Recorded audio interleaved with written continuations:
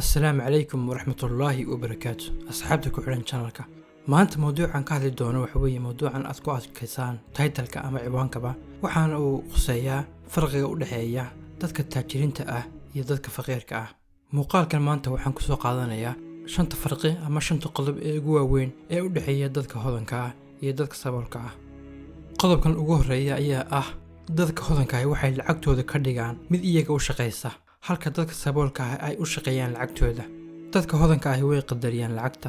Dollar kastani waxay ogyihiin inuu keeni karo boqolaal iyo kumanaan kun oo dollar haddii si fiican loo maalgashto.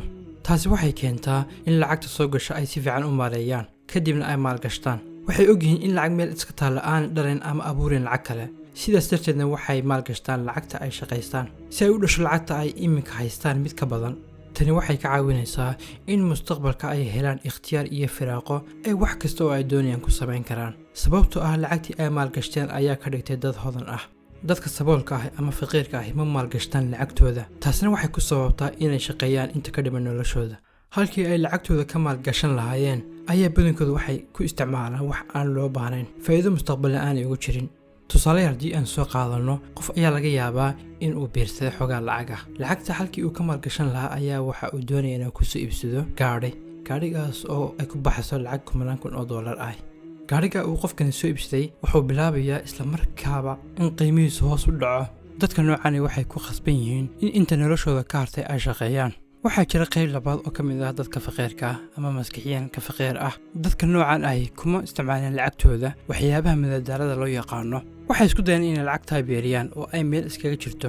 way yartahay in qof shaqo caadiya ka shaqeeya uu taaj noqdo. waqti badanna way ku qaadanaysaa. caadiyan dadka isku daya inay lacag meel dhigtaan bil kasta iyagoo aan lacagta meel gashanayn waxay ku qaadataa 40 sano iyo wax ka badan in ay noqdaan milyaneer. taasi waxay ku cadaynaysaa in haddii lacagta aad meel iska dhigatid oo aadan maal gashan oo aanay lacagtaas kuu shaqaynayn ay adkaan doonto ama ay waqti badan kugu qaadan doonto in aad noqotid qof lacag leh ama taajir ah. waana farqiga u dhaxeeya dadka taajiriinta iyo dadka faqiiriinta. lacagta ay meesha dhigeen ee ay sugayaan 40 sano intay milyan u noqonayso haddii ay lacagta maal gashan lahaayeen waxaa dhici lahayd in sanado yar gudaheed ay milyaneer ku noqon karaan. waana tan ay dadka taajiriinta ay kaga duwan yihiin dadka faqiirka ah. farqiga labaad ee u dhaxeeya dadka saboolka ah iyo dadka hodanka ah waxa weeye dadka hodanka ah waxaa ka go'an in ay taajir noqdaan halka dadka saboolka ay rabaan inay taajir noqdaan.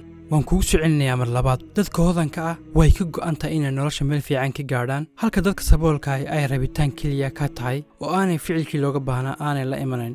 dadka badankoodu ma helaan waxay rabaan sababtoo ah ma garanayaan waxa ay doonayaan inay nolosha ka gaaraan. dadka maskaxda hodanka ka ah ama doonaya inay nolosha meel fiican ka gaadhaan sida qoraxda ayay ugu caddaa waxay doonayaan inay nolosha ka gaaraan. taasina waxay ka caawisaa inaanay wax kale ku mashquulin oo aan ka ahayn in ay kaga rumeeyaan riyooyinkoodaas. dadka nolosha meesha fiican ka gaadhay waxaba yaraatay oo ay kaga duwan yihiin dadka kale ma jirto oo aan ka ahayn inay la yimaadeen geesinimo, aqoon, khibrad, dadaal joogto ah oo weliba 100% ah, dabeecad aan isdhiibitaan lahayn iyo dabcan maskax hodan ah oo wax kastana dhinaca wanaagsan ka eegaysa. diyaar ma u tahay inaad shaqayso 15 saacadood maalintii? diyaar ma u tahay inaad shaqayso 7 maalmood usbuucii? dadka doonaya inay nolosha meel fiican ka gaaraan way ogyihiin in wadada guusha ay dheer tahay laakiin waxay markasta maskaxda ku haystaan noloshoodii sida ay noqon doonto marka ay riyooyinkooda ka gaadhaan. dadka saboolka ahi sida dadka kale way leeyihiin riyooyin nololeed laakiin waxay dadkaas kaga duwan yihiin ficilkii. halka dadka aynu soo sheegnay ay u qoorayaan inay 15 saacadood shaqeeyaan maalin kasta dadka faqiirka ah ma awoodaan inay sameeyaan arrintaas iyada ah. noloshoodana waxay ku dhamaystaan inay dad kale u shaqeeyaan si ay dadkaas riyooyinkooda ugu rumeeyaan. qodobka saddexaad ayaa ah dadka taajiriinta ah waxay dhisaan durdurro badan oo ay ka helaan dakhli. dadka saboolka ah waxay leeyihiin hal il oo dakhli ah taasina waa shaqadooda. dadka saboolka ah waxay ugaxantooda oo dhan ku ridaan hal meel waxayna ku jiisan yihiin hal kaamil oo keliya dakhligoodana uu ka soo galaa.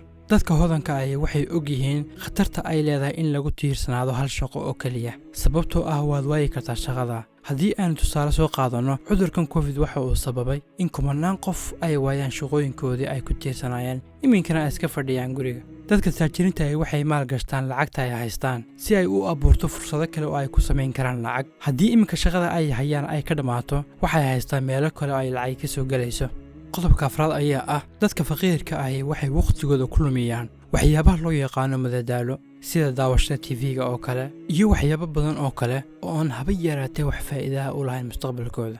waxyaabahan ay dadka waqtigooda ku luminayaan waxaaba yaraatay oo faa'iido ah ku soo kordhinayaan ma jirto oo aan ka ahayn waqti lumis halka dadka taajiriinta ay waqtigooda ku isticmaalaan akhrinta buugaagta is-horumarinta nafeed waxay jecel yihiin in ay maskaxdooda dhinac walba ka dhisaan farqiga shanaad ahna kan ugu dambeeya ayaa ah in dadka hodanka ay diyaar u yihiin inay wax qabsadaan cabsi kasta oo ay la kulmaan halka cabsidu ay dadka saboolka ah ka hor istaagto riyooyinkooda dadka guulaystaa way la kulmaan cabsi shaki iyo walwal laakiin uma oggolaadaan shucuurtan inay joojiyaan riyooyinkoodana ay ka hor istaagaan sidoo kalena dadka faqiirka ah way la kulmaan arrimahan laakiin waxay dadka horumaray kaga duwan yihiin ayaa ah inay u oggolaadaan in cabsida shakiga iyo walwalkuba ay ka hor istaagaan wixii ay qabsan lahaayeen dadka taajiriinta ahi ama ay ka go'an tahay inay noqdaan guuldarrada waxay u arkaan cashar ay wax ka baranayaan haddii dhinaca kale ee dadka saboolka ah aynu eegno marka ay la kulmaan cadaadis ama wixii ay wadeen ay ku yara adkaadaan waxay bilaabaan inay isdhiibaan